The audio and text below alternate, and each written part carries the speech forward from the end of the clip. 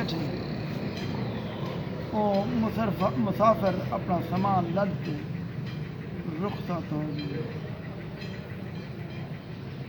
آپ دی علالت کے دوران ایک دفعہ جنید مزاج پرسی واسطے حاضر تھے.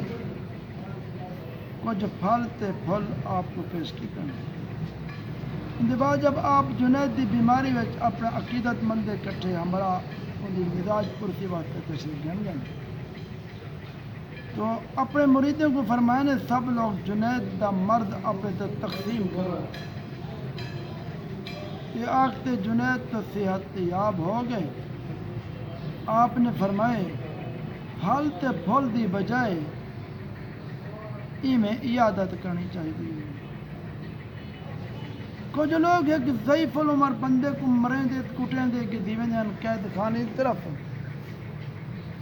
او انتہائی صبر تے ضبط نال خاموش آ.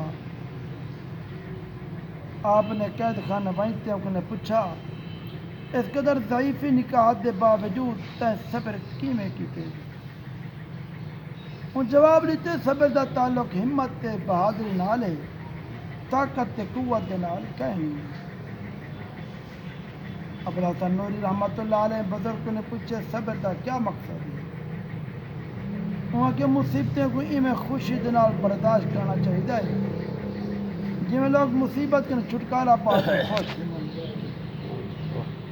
وال فرمایا اگ دے 7 سمندر پار کرنے کے بعد معرفت حاصل تھی ہے. جب حاصل تھی ہے اول کے نہ آخر دا علم ہی حاصل ہے. حضرت ابو حمزہ کہیں جا قرب دے موضوع تے تقریر پہ کرن آپ نے فرمایا جس قرب وچ اساں لوگ ہیں در حقیقت بوجھ در بوجھ ہے. فرمایا جب بندہ خدا کو پہچان گھنے اندر بات کرن دی صلاحیت بھی ہوئے اس وقت بات کرنا مناسب ہے. ورنہ اللہ دی ذات کو پہچانے بغیر بات کرن دی مصیبت بانے تے شاریں تے پھیل میں لیے. فرمایا حقیقت وجدہ اظہار ممنوع قرار دیتا گیا. وجدہ ایک شعلہ ہے جو سر دے اندر بھڑک دے شوق دے ذریعے ظاہر تھے.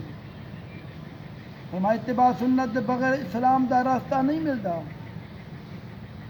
صوفی دی تعریف ہے نہ تو کہیں دی قید چھوے نہ کوئی اون دی قید میں چھوے.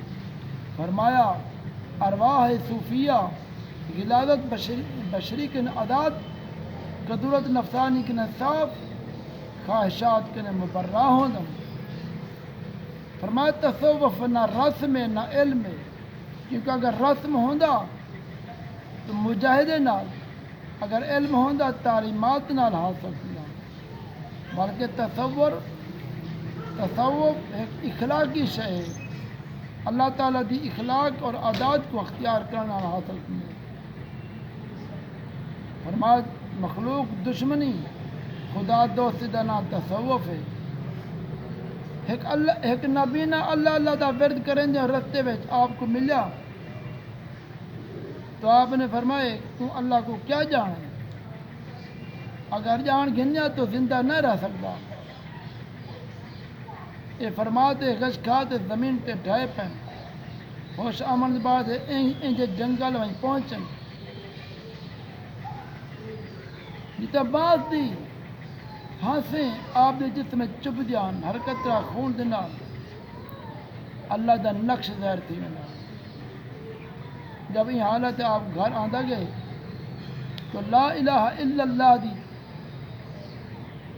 تلقین کی تھی.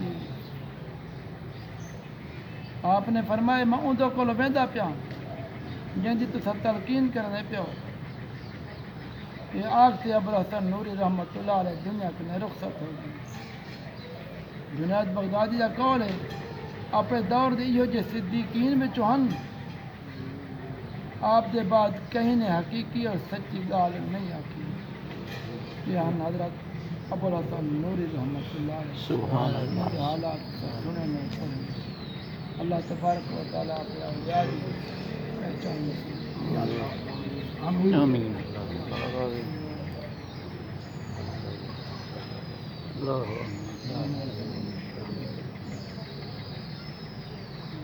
لا